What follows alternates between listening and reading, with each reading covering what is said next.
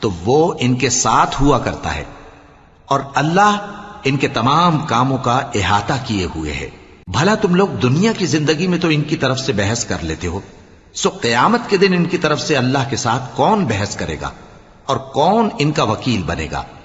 اور جو شخص کوئی برا کام کر بیٹھے یا اپنے حق میں ظلم کر لے پھر اللہ سے بخشش مانگے تو اللہ کو بڑا بخشنے والا، بڑا مہربان پائے گا۔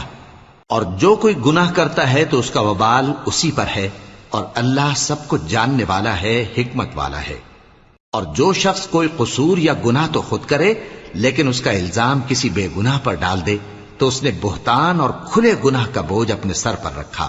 اور اے نبی، اگر تم پر اللہ کا فضل اور اس کی مہربانی نہ ہوتی تو ان میں سے ایک جماعت تم کو بہکانے کا قصد کر ہی چکی تھی، اور یہ اپنے سوا کسی کو بہکا نہیں سکتے اور نہ تمہارا کچھ بگاڑ سکتے ہیں۔